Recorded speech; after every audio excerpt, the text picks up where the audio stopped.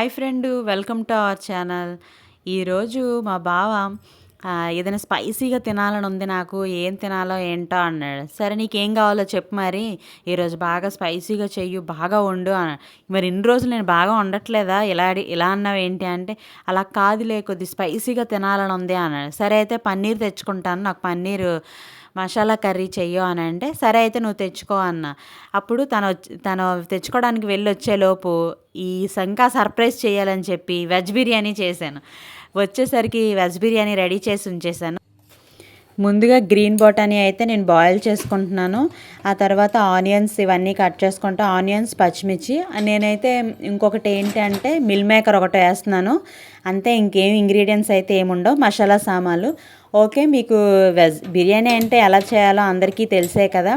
ఈ వీడియో చూస్తూ ఉండండి. నేను ఈ బిర్యానీ గురించి అయితే ఇంకేం చెప్పాలనుకోవట్లేదు. నేనైతే ఒక మంచి కథ అయితే ఒకటి చెప్పాలనుకుంటున్నాను. మీరు మీ కళ్ళకి మీ చెవులకి పని చెప్పాల్సి ఉంటుంది.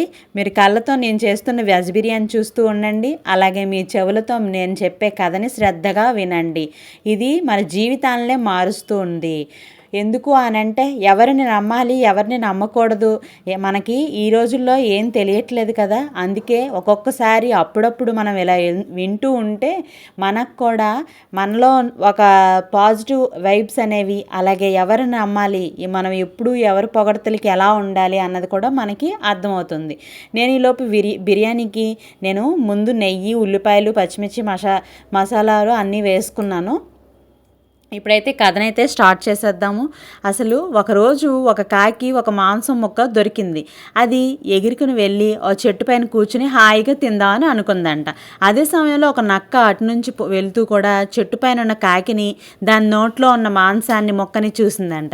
పొద్దున్నుంచి దానికి తినడానికి ఏమీ దొరకలేదు. ఏదో విధంగా ఆ మాంసం మొక్కను సంపాదించి హాయిగా ఈ పూట గడుపుకోవాలి అని అనుకుందంట నక్క.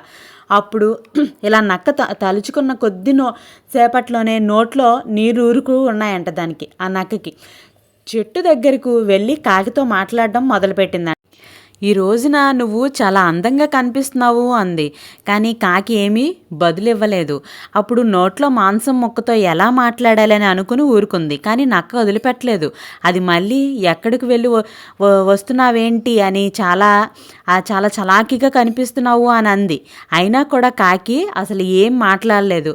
అప్పుడు బాబోయ్, మాట్లాడితే మాంసం ముక్క పడిపోదు అనుకొని మాట్లాడలేదు. మళ్ళీ నక్క చక్కటి చలికాలం వెళ్ళిపోయింది, వేసవి వచ్చేసింది, నువ్వు పాట పాడితే వినాలని ఉంది అని చెప్పింది.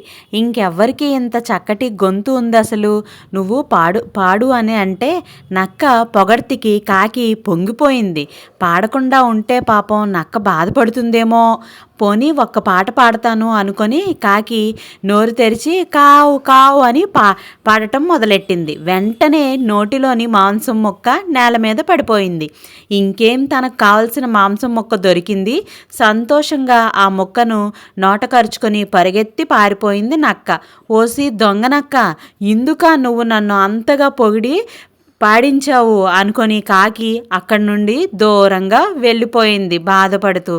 అందుకే పొగడ్తలకు లొంగకూడదు, అలాగే ఎవరైనా పొగుడుతున్నారు అని అంటే పొంగిపోకూడదు. మన వెనకాల ఇంకా ఎన్ని గోతులు తీస్తున్నారో అని భయపడుతూ ఉండాలి.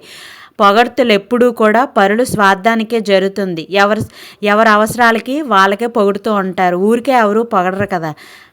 ఓహో, పన్నీర్ కర్రీకి మసాలా అండి ఇది. 2 స్పూన్లు గసగసాలు, ధనియాలు, జీలకర్ర, వెల్లుల్లి వేసి గ్రైండ్ చేసుకోవాలి.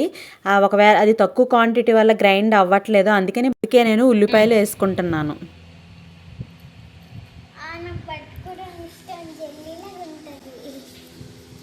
ఎలా ఉంటుంది అది? ఇక్కడ పన్నీర్కి మసాలా అయితే ఈ విధంగా పేస్ట్ చేసుకొని పక్కన పెట్టుకోవాలి. ఇప్పుడు ఆనియన్స్ని పేస్ట్ చేయాలి. ఆ ఆనియన్స్ పేస్ట్ ఈలోగా మనం పన్నీరు మసాలా ముక్కల్లో ఎలా కలుపుకోవాలో ఒక హాఫ్ అన్ అవర్ అయితే పెట్టుకొని ఉంచుకుందాం. ఆనియన్స్ అన్నీ కూడా ఈ విధంగా 4 పీసెస్లా కట్ చేసుకొని పేస్ట్ అయితే చేసుకుందాం. ఈ పక్కనే పన్నీరు మసాలా అంటే కారం, ఉప్పు, నేను గరం మసాలా వేసి లైట్గా పసుపు వేసి ఈ 4 వేసి బాగా పన్నీర్ ఇందులో వేసి కలుపుకోవడమే. ఒక హాఫ్ అన్ అవర్ లేదంటే ఒక 10 మినిట్స్ అలా పక్కన పెట్టుకుంటే మంచిగా ఫ్రై అయ్యేటప్పుడు బౌల్కి అంటుకోకుండా అవ్వకుండా ఉంటుంది. పన్నీరు ఇంకా ఎంతకంటే చిన్న చిన్న పీసెస్ కూడా కట్ చేసుకోవచ్చు. మేమైతే ఈ ట్యూబ్ పీసెస్లో కట్ చేసుకున్నాము. ఇవి ఇలా కలుపుకున్న తర్వాత మనం ఆయిల్ కానీ గీ కానీ వేసుకొని వీటిని ఫ్రై చేసుకోవచ్చు. చాయిస్ ఈజ్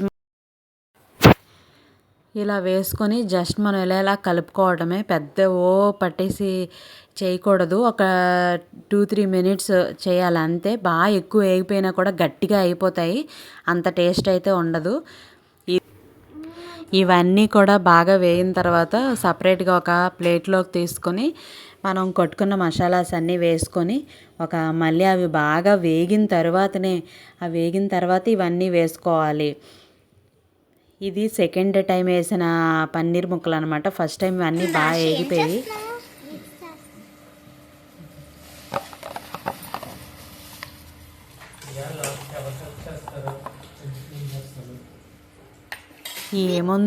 ఏమనుకుందో ఏందో అసలు. ఆ చపాతీ పిండి అనుకుందో ఏమో కలుపుతూనే ఉంటుంది అసలు.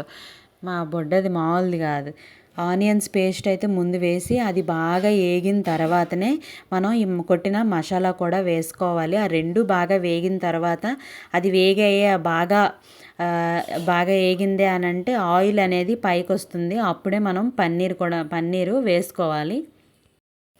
ఆయిల్ అనేది ఈ విధంగా పైకి తేలుతూ ఉంటేనే అప్పుడు బాగా వేగినట్టు. అది స్మెల్ కూడా చాలా బాగా వస్తుంది అది వేగిందంటే. అప్పుడు మనం పన్నీర్ ముక్కలను వేసేసుకొని ఉప్పు, కారం, పసుపు వేసుకొని కొంచెం లైట్గా వాటర్ కూడా వేసి బాగా మగ్గించితే సూపర్ టేస్ట్ అయితే ఉంటుంది. కొత్తిమీర, పుదీనా కూడా వేసుకోవచ్చు. నా దగ్గర ఏ ఉంటే అవి వేసుకున్నాను. నేనైతే కరివేపాకు వేసుకున్నాను. ఉన్న వాటితో మనం ఏ ఉంటే అవే యూజ్ చేసుకోవడం బెటర్. ఎంత బాగా వీడియో తీస్తున్న మా కెమెరా ఉమెన్కి మాత్రం నేను ఇప్పుడు థ్యాంక్స్ చెప్పుకుంటున్నాను. థ్యాంక్ యూ సో మచ్ నాన్న. ఈ పన్నీరు బాగా బాయిల్ అయిందా లేదా అన్నది జస్ట్ మీరు ఇలా గరిటె పెట్టి ఒకసారి ఇలా నొక్కి చూడండి, తెలుస్తుంది.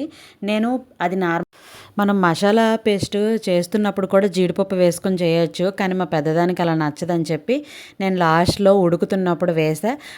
దాంతోపాటు జీడిపప్పు కూడా బాగా ఉడికితే ఇంకా టేస్ట్ అయితే చాలా బాగుంటుంది. నేను కరివేపాకు అయితే వేసుకున్నాను. ఇప్పుడు మంచిగా రివ్యూ టైం అనమాట. ఈ టేస్ట్ ఎలా అయితే ఉందో చాలా చాలా బాగుంది. బాగా నేను చెప్పడం కాదు, మీరు కూడా ట్రై చేసి చూడండి. ఎలా వచ్చిందో నాకు కామెంట్ సెక్షన్లో కామెంట్ చేయండి. Thanks for watching. Bye bye.